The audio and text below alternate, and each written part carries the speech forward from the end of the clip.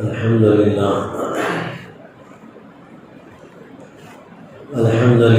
نحمده ونستعينه ونستغفره ونؤمن به ونتوكل عليه ونعوذ بالله من شرور أنفسنا ومن سيئات أعمالنا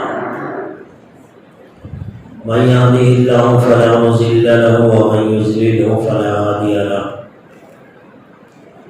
ونشهد أن لا إله إلا الله وحده لا شريك له ونشهد أن سيدنا مولانا محمدا عبده ورسوله قال الله تبارك وتعالى في القرآن المجيد والفرقان الحميد فأعوذ بالله من الشيطان الرجيم بسم الله الرحمن الرحيم ألا بذكر الله تطمئن القلوب وقال الله تبارك وتعالى في مقام العاقل وإن من شيء إلا يسبحه ولكن لا تفقهون تسبيحه صدق الله العلي العظيم.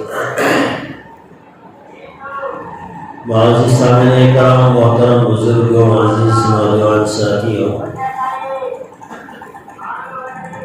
اللہ کے رسول صلی اللہ علیہ وسلم کی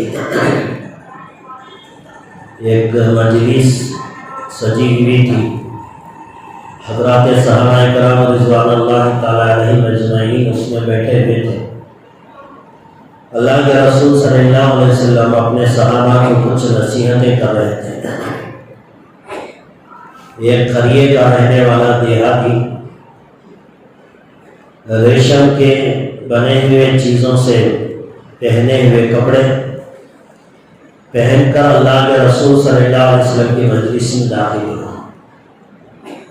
سیدھے اللہ کے رسول صلی اللہ علیہ وسلم کے آگے پہنچا اور پہنچنے کے بعد حضرات صحابہ کرام رضوان اللہ تعالی علیہم اجمعین کی طرف مخاطب ہو کر کہنے لگا کہ یہ تمہارے سردار، یعنی اللہ کے رسول صلی اللہ علیہ وسلم کی طرف اشارہ کر کے کہا کہ یہ جو تمہارے سردار ہیں جس کی بات تم اتنا غور اور توجہ سے سنتے ہو، یہ چاہتے ہیں کہ بڑے مالدار لوگ غریب ہو جائیں، شہسوار لوگ، اونٹوں پہ سواری کرنے والے، گھوڑوں پہ سواری کرنے والے شہسوار لوگ یہ نیچے ہو جائیں، کمزور بن جائیں، کمزور لوگوں کے ساتھ ان کا اٹھنا بیٹھنا ہو جائے، اور بکریاں چرانے والے، جانوروں کو چرانے والے یہ لوگوں کو اونچے اونچے درجے دے دیے جائیں.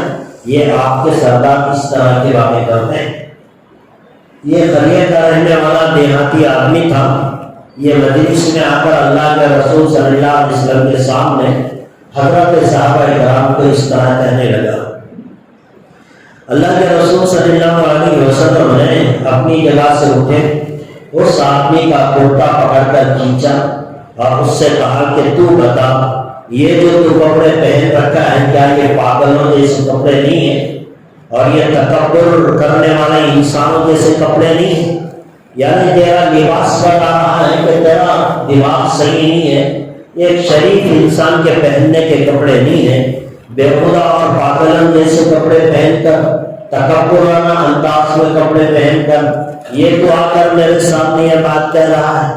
اللہ کے رسول صلی اللہ علیہ وسلم اس آدمی سے، اس دیہاتی سے وہ بات کرنے کے بعد اپنی جگہ پہنچے، اور پہنچنے کے بعد اللہ کے رسول صلی اللہ علیہ وسلم نے فرمایا کہ دیکھو، حضرت نوح علیہ السلام نے جب ان کا انتقال کا وقت قریب آیا، حضرت نوح علیہ السلام کے جب انتقال کا وقت قریب آیا تو انہوں نے اپنی اولاد کو اپنے پاس بلایا، اور اپنی اولاد کو اپنے پاس بلا کر اپنی اولاد سے کہا کہ اے میرے بچوں، دیکھو میں تمہیں 4 باتیں بتانے جا رہا ہوں. 2 باتیں کرنے کے ہیں، 2 باتیں نہ کرنے کے. 2 باتوں کے کرنے کا حکم دیتا ہوں اور 2 باتوں سے میں روکتا ہوں. یہ میری وصیتیں ہیں، میں دنیا سے جانے سے پہلے میں یہ اتنی وصیتیں کر رہا ہوں. حضرت نوح علیہ السلام نے اپنی اولاد کو جو نصیحت کی، وہ نصیحتیں اللہ کے رسول صلی اللہ علیہ وسلم اپنے صحابہ کے سامنے بیان کر رہے ہیں اور اپنے صحابہ کو کہہ رہے ہیں کہ ان باتوں پہ عمل کرو. حضرت نوح علیہ السلام کی وصیتیں حضرات صحابہ کرام رضوان اللہ تعالیٰ علیہ مجمعین کے سامنے اللہ کے رسول صلی اللہ علیہ وسلم کو کرنے کی کیا ضرورت پیش آئی؟ حضرت نوح کے واقعات اللہ کے رسول صلی اللہ علیہ وسلم نے اپنے صحابہ کو کیوں سنائے؟ اللہ کے رسول صلی اللہ علیہ وسلم نے بتایا کہ دیکھو جتنے انبیاء علیہ السلام دنیا میں آئے ہیں سب کی عمریں ویسے تو بڑی عمریں ہیں، آج کی طرح کم عمروں کے اندر تو کوئی نہیں تھا، سب کی عمریں 100 200 سال 500 سال اس طرح کی عمریں تھی، لیکن اللہ تبارک و تعالیٰ نے حضرت نوح علیہ السلام کی عمر کا خصوصی طور سے تذکرہ اپنے کلام مجید میں کیا ہے کہ میں نے حضرت نوح علیہ السلام کو 950 سال کی زندگی دی، یعنی 1000 کے قریب کی زندگی حضرت نوح علیہ السلام نے گزاری ہے۔ اب جس نے 1000 سال تقریباً 950 سال ہی سمجھیے، 950 سال جس نے زندگی گزاری ہے ایک نبی کی حیثیت سے، اب وہ جب باتیں کریں گے اور وہ بھی ایسے وقت میں جب وہ دنیا سے جا رہے ہیں اور ان کو کر رہے ہیں جو ان کے اپنے خاص ہیں، اپنی اولاد کو کہہ رہے ہیں، تو معلوم یہ ہوا کہ 950 سال کا تجربہ، 950 سال کی زندگی کا نچوڑ حضرت نوح علیہ السلام نے اپنی زندگی کے آخری لمحوں میں اپنی اولاد کو دیا۔ یہ کوئی معمولی بات نہیں ہو سکتی نا، 950 سال کی تجربہ، زندگی کا تجربہ، اور اپنی اولاد کو دے رہے، ایسے وقت میں دے رہے جب وہ دنیا سے جا رہے ہیں۔ ظاہر سی بات ہے مرنے والے انسان کو جب پتہ چل جائے کہ میں دنیا سے جا رہا ہوں، اب جب اپنی اولاد کو بلائے گا، بات کرے گا تو ایسی بات کرے گا جو بہت زیادہ امپورٹنٹ ہو، ایسی بیکار باتوں کے اندر وہ وقت ضائع نہیں کرے گا، جو ضروری ہوگا، امپورٹنٹ باتیں ہوں گی وہ باتیں کرے گا۔ تو حضرت نوح علیہ السلام کی نصیحتیں اللہ کے رسول صلی اللہ علیہ وسلم نے صحابہ کے سامنے بیان فرمائی اور یہ بتایا کہ حضرت نوح علیہ السلام نے زندگی کی آخری لمحات میں اپنے بیٹوں کو یہ نصیحتیں کی ہیں، نصیحت کی ہے۔ تو معلوم ہوا کہ بھائی واقعی یہ جو باتیں بتائیں گے بہت امپورٹنٹ ہوں گے، بہت ضروری ہوں گے، اور جو ان باتوں پر عمل کر لے گا یقیناً وہ کامیاب انسان ہوگا۔ 950 سالہ تبلیغ کا نچوڑ حضرت نوح علیہ السلام نے اپنی اولاد کو سمجھایا۔ وہ کیا تھا؟ یہ 4 باتیں ہیں، اس کی کچھ تفصیل میں آج آپ حضرات کے سامنے رکھنے جا رہا ہوں۔ بہت قیمتی باتیں ہیں، سرسری طور سے آپ نے اس سے پہلے بھی سنی ہے، فضائل اعمال میں بھی یہ حدیث حضرت شیخ نے نقل کی ہے، کئی مرتبہ آپ نے پڑھی ہوگی، سنی ہوگی کہ حضرت نوح علیہ السلام نے 4 باتیں کہی، 2 باتیں کرنے کا حکم کیا، 2 باتوں سے منع کیا۔ لیکن ذرا اس کی گہرائی کے اندر جا کر دیکھتے ہیں کہ حضرت نوح علیہ السلام نے کیا باتیں کہی۔ حضرت نوح علیہ السلام نے اپنی اولاد کو بتایا کہ دیکھو 2 باتیں کرنے کے ہیں، اس میں سب سے پہلا تھا، سب سے پہلی بنیادی چیز میں تمہیں بتاتا ہوں وہ یہ کہ لا الہ الا اللہ کو اپنی زندگی کا نصب العین بنا۔ یہ لا الہ الا اللہ یہ دیکھنے کے اعتبار سے ایک چھوٹا سا سینٹنس ہے، ایک کلمہ ہے، لیکن اللہ تبارک و تعالیٰ نے اس کے اندر وہ کیا رکھا ہے کہ حضرت نوح علیہ السلام بھی فرما رہے ہیں اپنی اولاد کو کہ دیکھو 2 باتیں جو کرنے کے ہیں اس میں پہلا حکم میرا یہ ہے کہ لا الہ الا اللہ کو اپنی زندگی کا نصب العین بنا دو۔ پہلی بات تو یہ ہے کہ بھئی اس کے اندر توحید کا حکم ہے، اسے اپنی زندگی کے اندر لا لو، ایک اللہ کو مانو، اللہ کے علاوہ کسی کو نہ مانو، توحید پر عمل کرو، ایک تو یہ حکم دیا۔ یا پھر دوسرا مطلب یہ کہ زندگی کے اندر اس کا معمول بنا لو کہ تمہاری زبان لا الہ الا اللہ کے ساتھ چلتی رہے، جب بھی موقع ملے آپ کو ذکر کرنے کا تو جو سب سے زیادہ ذکر کرنا ہے وہ لا الہ الا اللہ۔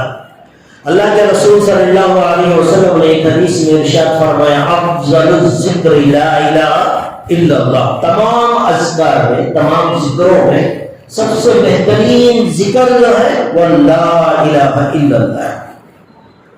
حضرت نوح علیہ السلام نے اپنے اولاد کو بتایا کہ ایک حکم میں دے رہا ہوں، لا الہ الا اللہ کو اپنی زندگی کا معمول بنائیں، اور اس کی وجہ بھی بیان فرمائی۔ حضرت نوح علیہ السلام نے کہا جانتے ہو یہ لا الہ الا اللہ کیا ہے؟ پھر حضرت نوح علیہ السلام نے کہا کہ اگر ساتوں زمین اور آسمان ایک حلقہ بنا دیا جائے، ایک مضبوط چیز بنا دی جائے، زمین آسمان اور اس کے سارے خزانے، ایک مضبوط قلعہ بنا دیا جائے، ایک حلقہ بنا دیا جائے، اور پھر اس کے اوپر لا الہ الا اللہ رکھا جائے، تو یہ ساری چیزیں ٹوٹ جائیں گی۔ لا الہ الا اللہ کے اندر اتنا وزن اللہ تبارک و تعالیٰ نے رکھا ہے۔ یہ تو نوح علیہ السلام کی بات تھی۔ ویسے اللہ کے رسول صلی اللہ علیہ وسلم نے بھی کئی حدیثوں کے اندر اس بات کی وضاحت فرمائی۔ یوں فرمایا کہ کل قیامت کے دن ایک آدمی کا اعمال نامہ کھولا جائے گا، دفتر کھولا جائے گا، گناہوں کے گناہ۔ حدیث میں آیا 99 دفتر اس کے ہوں گے، سارے کے سارے گناہوں سے بھرے پڑے رہیں گے، سب گناہوں سے لپٹے رہیں گے۔ اب وہ فرشتے تولتے جائیں گے، گناہوں کا پڑھنا وزنی وزنی وزنی ہوتا چلا گیا، اتنے گناہ بھر گئے ترازو کے اندر کے بھئی تو اتنا وزن ہو گیا۔ اب اللہ تبارک و تعالیٰ فرشتوں سے کہیں گے اس کا نیکی کا بھی تو نام اعمال دیکھو، کوئی تو نیکی ہوگی۔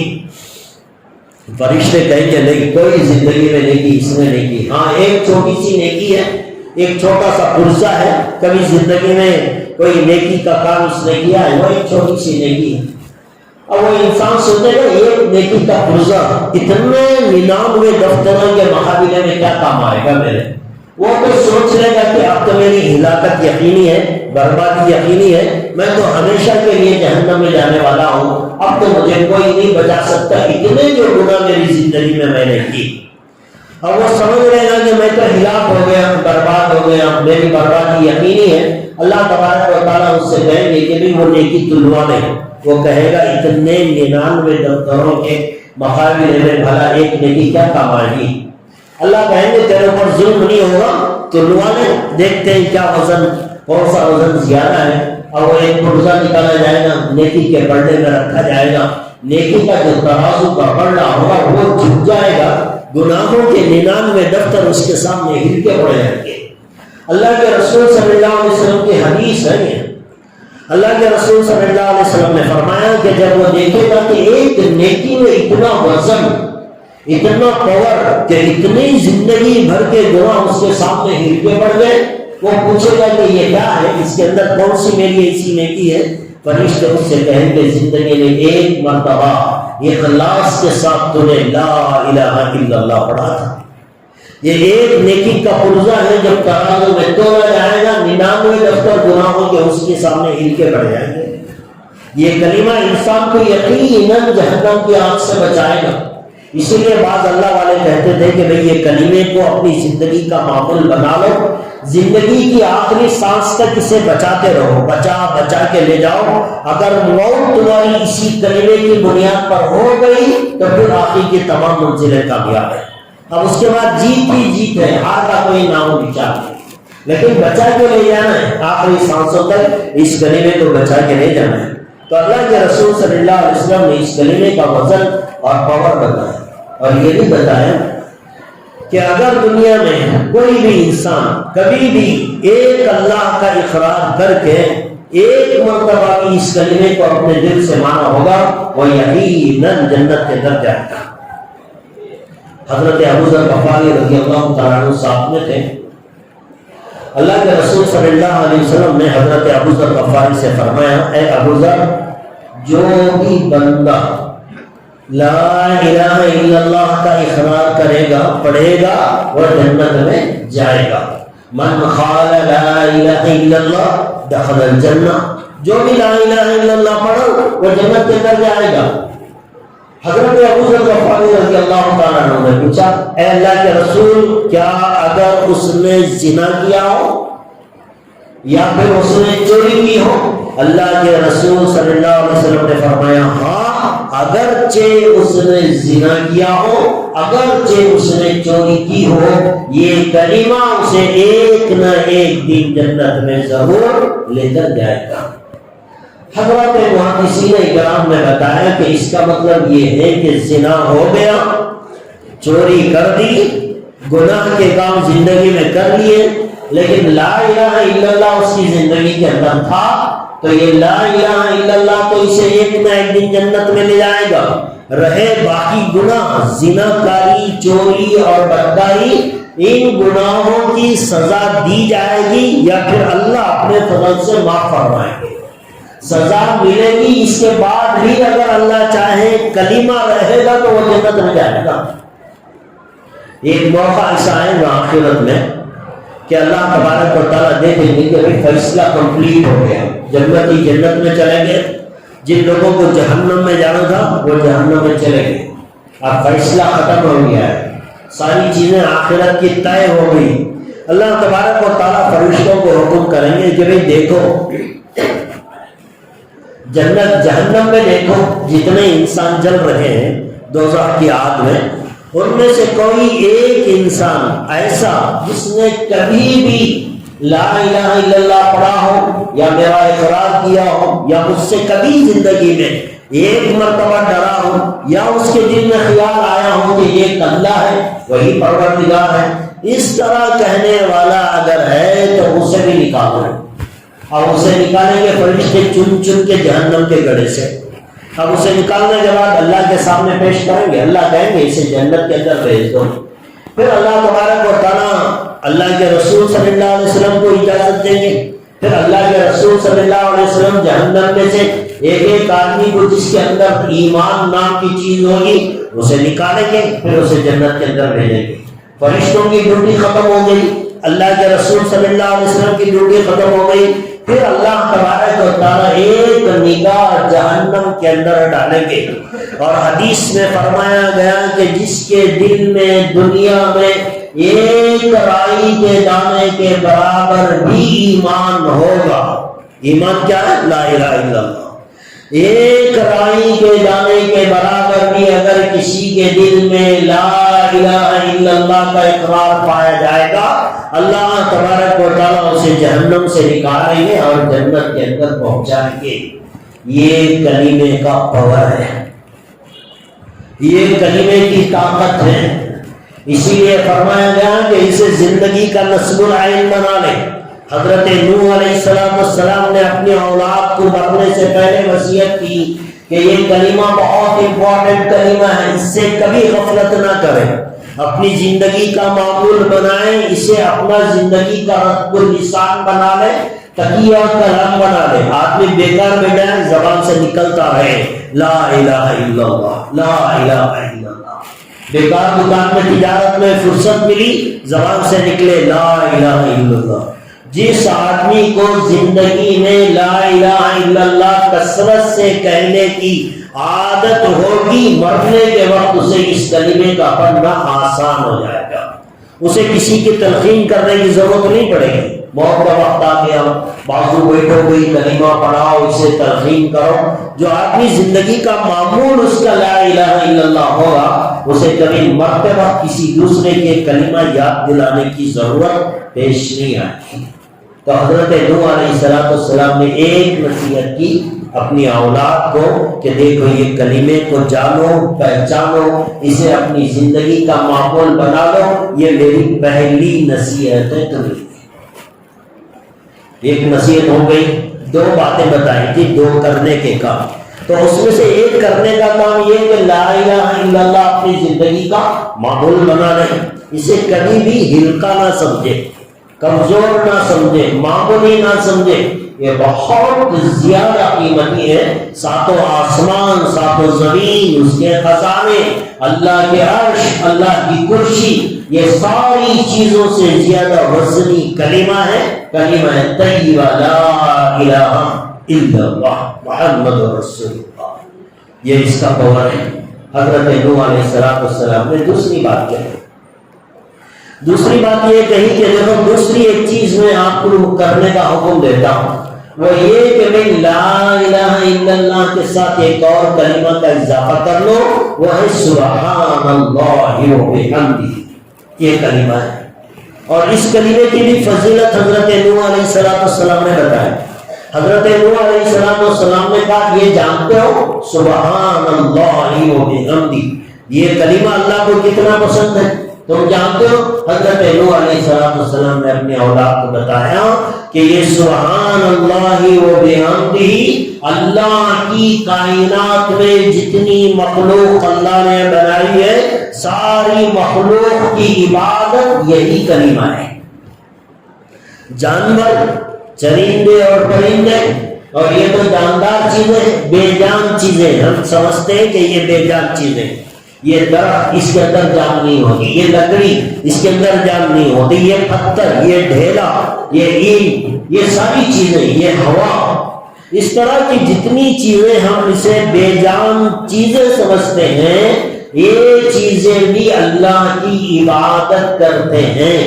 حضرت نوح علیہ السلام نے کہا سبحان اللہ و بحمدہ، اللہ کی بنائی ہوئی تمام مخلوق کی یہ عبادت ہے۔ قرآن کریم میں بھی اللہ تبارک و تعالیٰ نے ارشاد فرمایا وَإِن مِّن شَيْءٍ إِلَّا يُسَبِّحُ وَإِن مِّن شَيْءٍ إِلَّا يُسَبِّحُ، اللہ تبارک و تعالیٰ فرمائے دنیا میں جتنی چیزیں میں نے بنائی ہیں وہ سب اللہ کا ذکر کرتے ہیں، وَلَٰكِن لَّا تَفْقَهُونَ تَسْبِيحَهُمْ، لیکن یہ بات الگ ہے کہ ان کی تسبیح تمہاری سمجھ میں نہیں آتی۔ یہ جتنی چیزیں، یہ درخت ہے، ہمیں تو نظر آتے ہیں کہ یہ تو بے جان ہے، لیکن یہ بھی اللہ کا ذکر کرتے ہیں۔ اینٹ اور پتھر یہ بھی اللہ کا ذکر کرتے ہیں، آسمان اللہ کا ذکر کرتا ہے، زمین اللہ کا ذکر کرتی ہے۔ یہی وجہ ہے حضرات فقہاء کرام نے کہا ہے کہ جب کوئی انسان استنجا کے لیے جاتا ہے، استنجا کے لیے کبھی پانی نہ ہو یا پانی کے ساتھ بھی کبھی کبھی ڈھیلا استعمال کرنے کی ضرورت پڑتی ہے، اینٹ کا ڈھیلا، مٹی کا ڈھیلا انسان اٹھاتا ہے، استعمال کرتا ہے استنجا کے لیے، حضرات فقہاء کرام نے کہا ہے کہ اسے استعمال کرنے سے پہلے ایک دو مرتبہ زمین پر ٹھوک لیا کرو، اسے آہستہ سے پتھر پر یا زمین پر مار لیا کرو۔ فقہاء نے کہا کہ اگر تم اسے استنجا پہ استعمال کرو پیشاب پاخانے کی جگہ، اس سے پہلے ایک دو مرتبہ زمین پر مار لیا کرو، اس لیے کہ وہ اس سے پہلے اللہ کا ذکر کر رہا ہوتا ہے۔ اس لیے مٹی کا ڈھیلا بھی وہ اللہ کی بڑائی کرتا ہے، اللہ کی تسبیح بیان کرتا ہے۔ اللہ کہتا ہے وَلَٰكِن لَّا تَفْقَهُونَ تَسْبِيحَهُمْ، یہ اور بات ہے کہ یہ تمہاری کھوپڑی میں نہیں آئے گا، تمہاری سمجھ میں نہیں آئے گا، لیکن وہ اللہ کا ذکر کرتے ہیں۔ حضرت نوح علیہ السلام نے کہا ساری مخلوق ایک تسبیح کرتی ہے اور وہ ہے سبحان اللہ و بحمدہ۔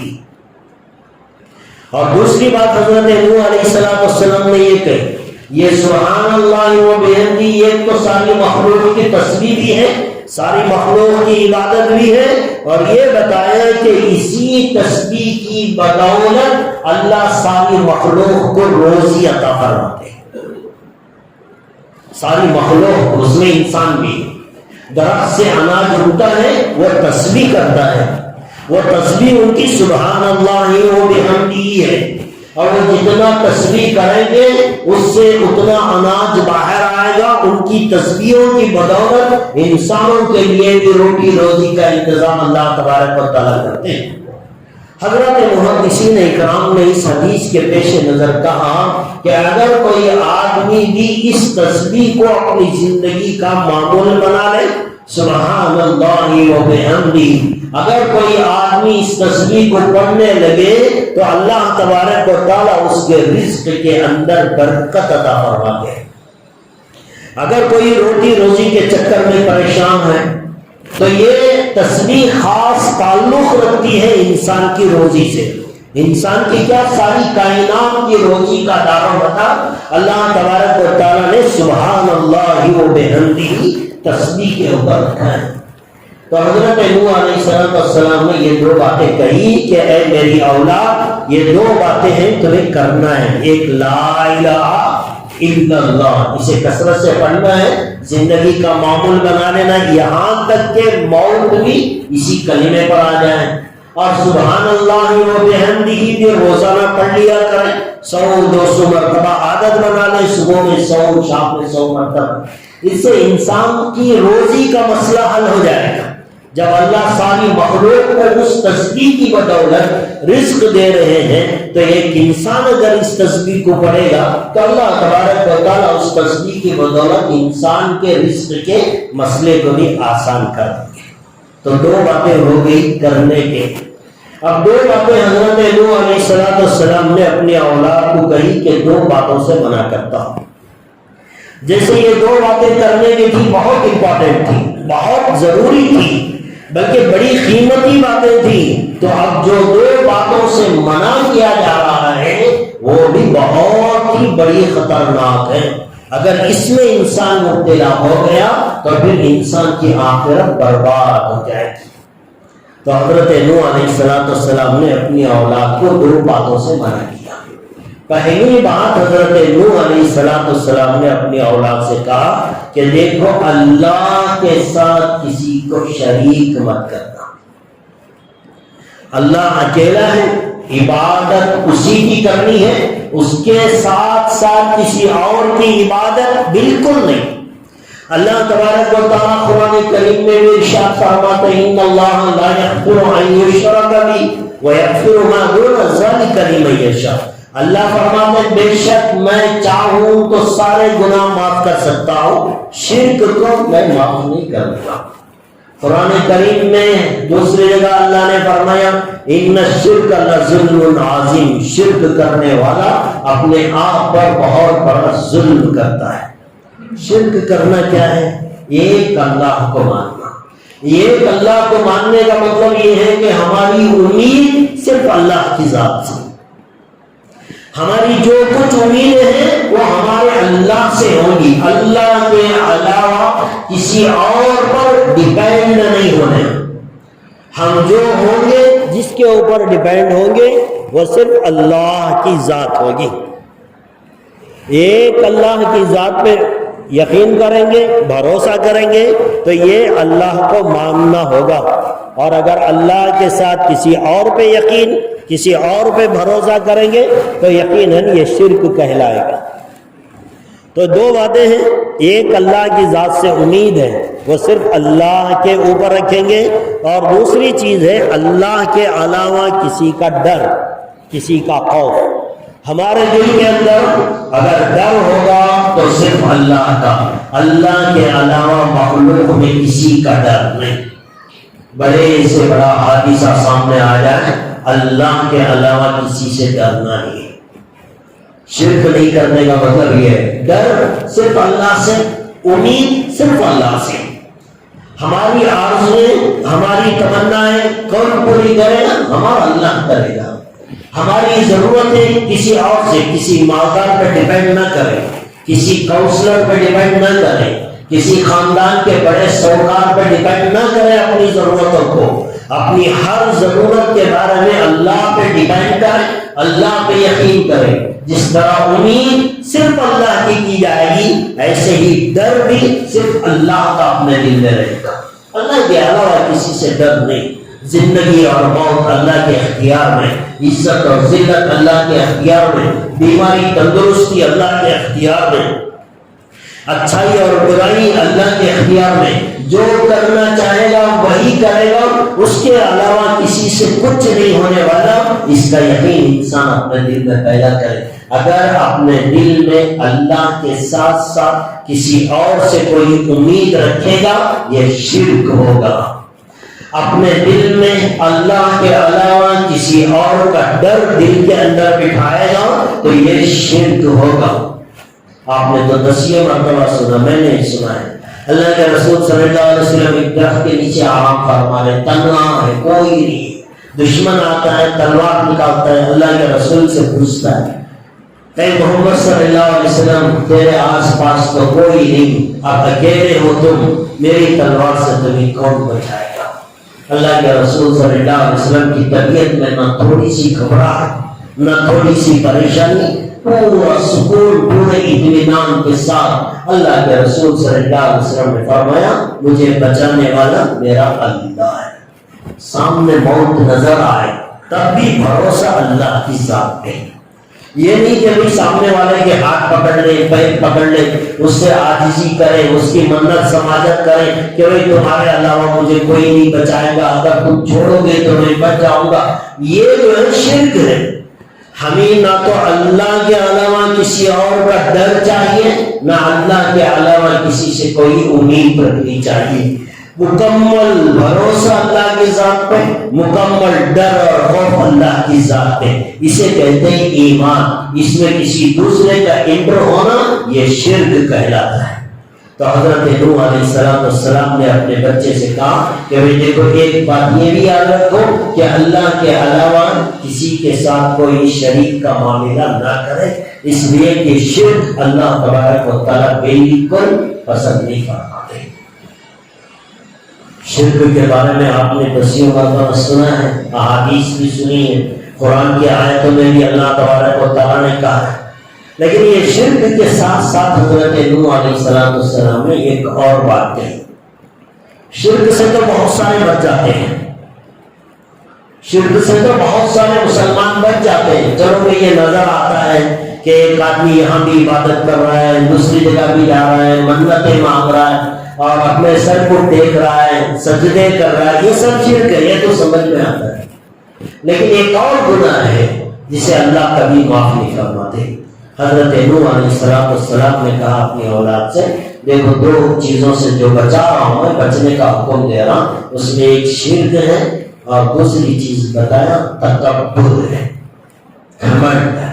اور حضرت نوح علیہ السلام نے فرمایا یہ دو چیزیں انسان کی آخرت برباد کر دیتی ہیں. انسان کے بچنے کا راستہ نہیں ہوتا. ایمان اگر رائی کے دانے کے برابر بھی ہوگا یقیناً جنت میں جائے گا، لیکن یہ دونوں گناہ شرک اور تکبر یہ اتنے بڑے گناہ ہیں اللہ کی نظر پہ کہ اللہ تبارک و تعالیٰ کبھی ان کو معاف نہیں فرماتے. اللہ کے رسول صلی اللہ علیہ وسلم نے ایک حدیث میں ارشاد فرمایا تکبر میری چادر ہے. تکبر کرنا یہ اللہ کی چادر ہے. اللہ کے علاوہ کائنات میں کسی کو حق نہیں کہ وہ اپنے آپ پہ تکبر کرے، اپنے آپ کو بڑا سمجھے. اس کا حق اللہ نے اپنے علاوہ کسی کو نہیں دیا، اپنے نبیوں کو نہیں دیا کہ وہ اپنے آپ کو بڑے سمجھے.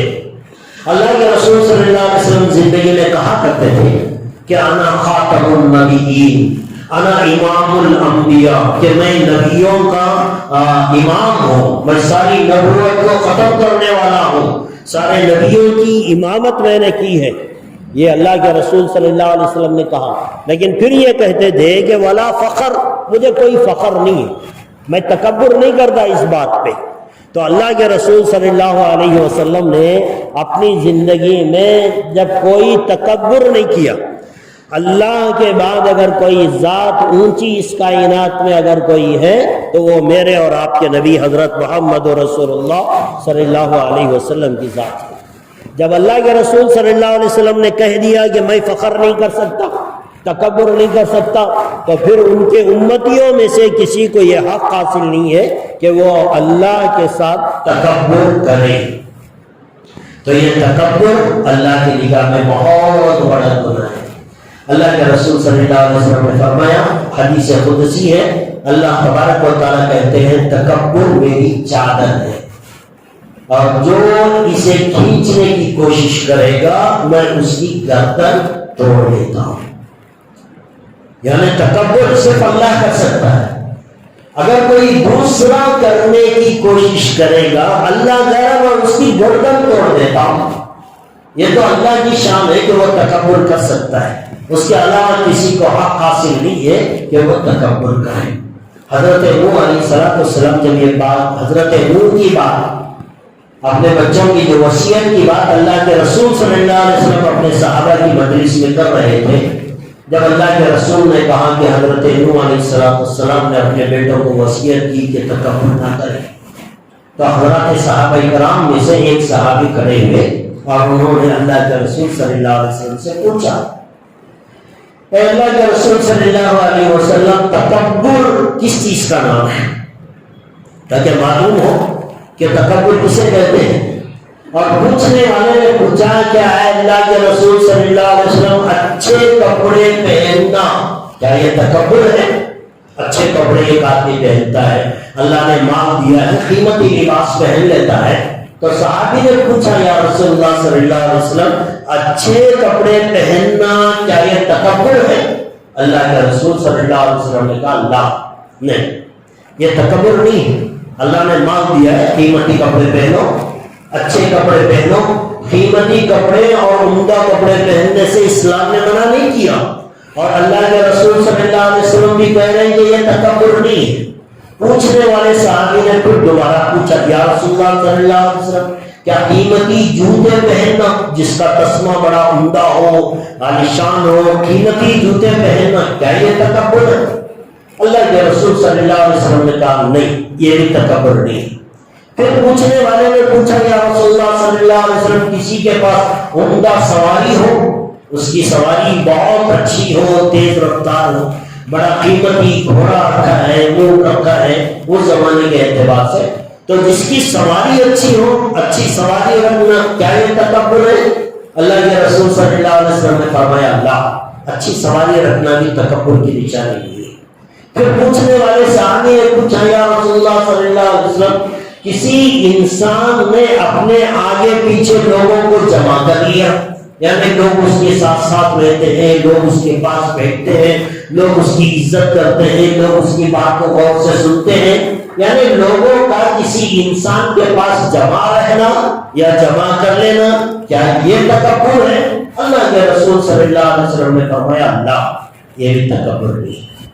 اچھے کپڑے پہننا تکبر نہیں ہے، قیمتی جوتے پہننا تکبر نہیں ہے، اچھی سواری رکھنا تکبر نہیں ہے، لوگوں میں مقبول ہو جانا تکبر نہیں ہے۔ صحابی نے پوچھا یا رسول اللہ صلی اللہ علیہ وسلم آپ بتائیں تکبر کیا ہے؟ تکبر کیا ہے؟ تکبر کسے کہتے ہیں؟ اللہ کے رسول صلی اللہ علیہ وسلم نے تکبر کی تشریح فرمائی، فرمایا تکبر یہ ہے کہ سامنے والے کے حق کو دبا دینا، سامنے والے کا جو حق ادا کرنا ہے وہ حق ادا نہ کرنا، اور سامنے والے انسان کو حقیر سمجھنا، یہ تکبر ہے، یہ تکبر ہے۔ تکبر کی تین سیڑھیاں ہیں۔ پہلا نمبر پر آتا ہے عجب، اس کے بعد کبر، اس کے بعد تکبر، تین اسٹیپ ہے تکبر کے۔ ایک دم سے انسان متکبر نہیں بنتا، تکبر پہلے نہیں آتا، پہلے انسان کی زندگی میں عجب آتا ہے، پھر کبر آتا ہے، پھر تکبر آتا ہے۔ عجب کیا ہے؟ عجب کے اندر انسان سب سے پہلے کیا کرتا ہے؟ اپنے آپ کو اچھا سمجھتا ہے، یہ تکبر کی پہلی سیڑھی ہے۔ بعض لوگوں میں یہ چیز ہوتی ہے، اپنے آپ کو اچھا سمجھ رہا ہے، دوسروں کے بارے میں بھی کہہ نہیں رہا، دوسروں کے سامنے اپنی بڑائی بھی بیان نہیں کر رہا ہے، بس اپنے دل میں خوش ہو رہا ہے کہ میں بڑا اچھا انسان ہوں، بڑی عبادت کر لیتا ہوں، میں بڑا دیندار ہوں، بڑا مالدار ہوں، بڑا پوزیشن والا ہوں، فلانی کرسی والا ہوں، فلاں میرا اسٹیج ہے، میں ایک اونچا انسان، اپنے آپ میں اپنے آپ کو بڑا سمجھے۔ یہ تکبر کی پہلی نشانی ہے، اسے کہتے ہیں عجب، یہ پہلی سیڑھی ہے۔ اب اس سے آگے بڑھتا ہے جب انسان کے اندر کبر آتا ہے۔ کبر کے اندر یہ ہوتا ہے کہ انسان سامنے والے کو کمزور سمجھتا ہے، پہلے صرف اپنے آپ کو اچھا سمجھتا تھا، اب اس کے بعد کبر آیا، سامنے والا کمزور، میں اچھا، یہ ہوتا ہے کبر۔ سامنے والے کو کمزور، انہیں کیا عبادت کر رہا، میں تو اس سے زیادہ کر رہا ہوں، وہ کیا دیندار ہے، میں اس سے زیادہ دیندار ہوں، وہ کیا مالدار ہے، میں اس سے بڑا مالدار ہوں، اس کا گھر کیا ہے، میرا گھر اس سے اچھا ہے، اس کی پوزیشن کیا ہے، میری پوزیشن تو اس سے اچھی ہے، اس کے پیچھے کتنے لوگ ہیں، میرے پاس تو اس سے زیادہ لوگ ہیں، دوسرے کے مقابلے میں اپنے آپ کو تولنے لگا، یہ ہوتا ہے کبر۔ پہلے صرف اپنے آپ کو اچھا سمجھا یا عجب، دوسرے کو کمزور، اپنے آپ کو بڑا سمجھا، اسے کہتے ہیں کبر۔ یہ دو سیڑھیاں ہو گئی۔ اب اس کے بعد ایک تیسری سیڑھی آتی ہے، اسے کہتے ہیں تکبر۔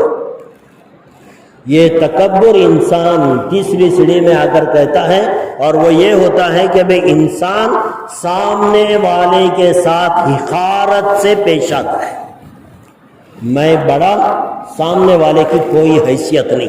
اب اسے ڈی گریڈ سمجھتا ہے، سلام کرے تو جواب نہیں دیتا، منہ پھیر لیتا ہے، اسے حقیر سمجھتا ہے، اپنے آپ کو بڑا سمجھتا ہے، سامنے والے کی بے عزتی کرتا ہے. اسے کہتے ہیں تکبر.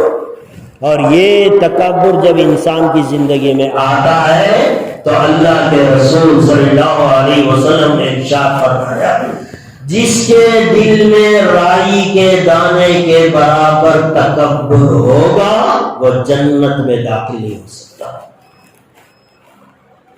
تکبر، ایمان رائی کے دانے کے برابر، اللہ اسے نکالیں گے جہنم سے، جنت میں بھیجیں گے. تو ایمان رائی کے دانے کے برابر بھی ہوگا، اسے جنت میں لے جائے گا. تکبر رائی کے دانے کے برابر بھی ہوگا تو اسے جنت سے روک دے گا. تو حضرت نوح علیہ السلام نے یہ 4 باتیں کہی، 2 کرنے کے، 2 سے منع کیا. 2 جو کرنے کے ہیں اس میں اللہ نے دنیا اور آخرت کی کامیابی رکھی ہے، اور جو 2 چیزوں سے منع کیا ہے اس میں دنیا اور آخرت کی بربادی ہے. اگر اس کے اندر انسان مبتلا ہو گیا، شرک آ گیا، آخرت برباد ہو جائے گی. تکبر آ گیا تو آخرت تو 100% بربادی ہے. تو انسان کبھی بھی اپنے آپ کے اندر نہ عجب کو آنے دے نہ کبر کو آنے دے. عجب آ گیا تو کبر یقیناً آئے گا، جب کبر آئے گا تو یقیناً تکبر آئے گا. تو اگر اپنے آپ کو بچانا ہے تو سب سے پہلے اپنے آپ کو اچھا سمجھنا چھوڑ دے، عجب کو جگہ نہ دے. تکبر سے بچنے کا طریقہ کیا ہے؟ تکبر بہت بڑا گناہ ہے، اللہ اسے بالکل پسند نہیں فرماتے. تکبر کرنے والا کبھی جنت میں داخل نہیں ہو سکتا. لیکن تکبر سے بچنے کے کئی راستے ہیں، اس میں سے ایک راستہ یہ ہے جو اللہ کے رسول صلی اللہ علیہ وسلم کے احادیث سے ہمیں پتہ چلتا ہے، وہ یہ ہے کہ انسان ہر بات پہ اللہ کا شکر ادا کرے. کوئی چیز اپنے اندر اچھی نظر آئی، میرے اندر اپنے آپ میں کوئی اچھی چیز نظر آئی تو تصور کریں کہ یہ جو میرے اندر اچھائی آئی ہے وہ تو اللہ نے دی ہے، اور جب اللہ چاہے گا میرے سے وہ چھین بھی سکتا ہے. یہ بار بار اپنے دل میں تصور پیدا کریں کہ میرے پاس جو اچھائیاں ہیں وہ میری نہیں ہے، وہ تو اللہ کی دی ہوئی ہے. میری سواری اللہ نے دی ہے، اگر اللہ نے چاہا تو چھین سکتا ہے. میری عزت اللہ نے دی ہے، اگر اللہ نے چاہا تو بے عزت کر سکتا ہے. میرے پاس جو علم ہے وہ اللہ نے دیا ہے، اللہ نے چاہا تو یہ علم چھین سکتا ہے. میرے پاس جتنی چیزیں، جتنی نعمتیں ہیں وہ اللہ کی دی ہوئی ہیں، اور اللہ اسے جب چاہے چھین سکتا ہے. یہ تصور، یہ یقین اگر انسان کے دل میں آئے گا تو کبھی اس کے دل میں عجب پیدا نہیں ہوگا. وہ کبھی اپنے آپ کو اچھا نہیں سمجھے گا، وہ ہر بار سمجھے گا میرا کیا ہے، یہ تو اللہ کی دین ہے، اور اللہ نے چاہا تو یہ میرے سے چھین بھی سکتا ہے. کروڑپتی فقیر بن گئے، عزت دار انسان بے عزت ہو گئے، ذلت میں زندگی گزاری، ذلت میں موت آئی. ایسے ہزاروں واقعات ہماری زندگی میں ہمارے سامنے تجربے کے طور پر ہوتے رہتے ہیں. مالدار کا فقیر ہونے میں ٹائم نہیں لگتا، عزت دار انسان کا بے عزت ہونے میں ٹائم نہیں لگتا. ہر چیز، ایک اچھا انسان، عبادت گزار انسان کا برباد ہونے میں، گناہوں کے دلدل میں پھنسنے میں دیر نہیں لگتی. تو ہر اچھائی جو ہر انسان سوچے کہ میرے اندر جتنی اچھائیاں ہیں وہ سب اللہ کی دی ہوئی. میں خوبصورت ہوں، اللہ نے مجھے حسین بنایا تو اللہ کا شکر ادا کرے، اللہ نے مجھے بنایا. سامنے کسی بدصورت انسان کو دیکھا تو یہ تصور کرے یہ تو اللہ کی دین ہے، اگر اللہ نے چاہتا تو اس کی جگہ مجھے، میری جگہ اسے بنا سکتا تھا. خوبصورتی کی جگہ بدصورتی کی شکل دے کر اللہ مجھے دنیا میں پیدا کر سکتا تھا. یہ خوبصورت شکل دے کر جو میں آیا ہوں اس میں میرا کوئی دخل نہیں. اللہ نے بنایا ہے، میرے ماں باپ کا اس میں کوئی دخل نہیں. اللہ نے بنایا، میری آنکھ اللہ نے بنائی، کان اللہ نے بنائے، آنکھیں اللہ نے بنائی، میری شکل و صورت، میری عقل، میرا جسم، میری ساری چیزیں اللہ نے بنائی. اگر اللہ چاہتا تو اس میں عیب دار بھی پیدا کر سکتا تھا. جب انسان ہر نعمت پہ اللہ کی دی ہوئی نعمت کا تصور کرے گا تو کبھی زندگی میں تکبر نہیں کرے گا. تو اس وجہ سے تکبر سے بچنے کا ایک راستہ یہ ہے کہ ہمیشہ ہر نعمت کے پیچھے اللہ کا تصور کریں. اور دوسری بات اللہ کے رسول صلی اللہ علیہ وسلم نے کہا کہ جو آدمی سلام کرنے میں پہل کرتا ہے وہ بھی تکبر سے خالی ہوتا ہے۔ سلام کرنے میں پہل کرے، پہلے سلام کرے، سامنے والا سلام کرتا انتظار کرے گا تو یہ تکبر ہے کہ میں بڑا ہوں، میں چھوٹا ہوں، میں سلام کرے۔ جب میں اپنے آپ کو بڑا سمجھ رہا ہوں، اسے چھوٹا سمجھ رہا ہوں، یہی تو تکبر ہے۔ سلام کرنے میں دیر کرنا، سامنے والے کے سلام کا انتظار کرنا، یہ تکبر کی نشانی ہے۔ اللہ کے رسول صلی اللہ علیہ وسلم نے فرمایا جو سلام میں پہل کرتا ہے اس کے دل میں تکبر نہیں ہوتا۔ تو اپنے آپ کو تکبر سے بچانا۔ تو دوستو حضرت نوح علیہ السلام کی یہ 4 باتیں ہماری دنیا اور آخرت کی کامیابی کے ضامن ہیں۔ 2 کام کرنے کے ہیں، اسے اپنی زندگی کا معمول بنا لیں۔ لا الہ الا اللہ کثرت سے پڑھتے رہا کریں، سبحان اللہ و بحمدہ کا ذکر خوب کثرت سے کریں، شرک سے اپنے آپ کو بچائیں، تکبر اور گھمنڈ کرنے سے بھی اپنے آپ کو بچائیں۔ یہ حضرت نوح علیہ السلام نے 950 سالہ تبلیغ کا نچوڑ اپنی اولاد کو 4 باتوں میں سمجھایا تھا۔ لہذا ان 4 باتوں پر اگر ہم بھی عمل کر لیں گے تو ہماری دنیا اور آخرت کی کامیابی اللہ نے ان میں رکھی۔ لہذا کوشش کریں ان 4 باتوں کو اپنی زندگی میں لائیں۔ 2 باتیں کرنے کی اسے کریں، 2 باتیں ہیں اس سے رکنے کی، اس سے رکنے کی کوشش کریں۔ اللہ تبارک و تعالیٰ سے دعا ہے اللہ مجھے بھی آپ کو بھی بلکہ ہر ایک مسلمان کو ان 4 باتوں پر زندگی کی آخری سانسوں تک عمل کرنے کی اللہ ہم سب کو توفیق عطا فرمائے، ہم سب کا خاتمہ ایمان پر فرمائے۔ آمین و آخر دعوانا الحمدللہ۔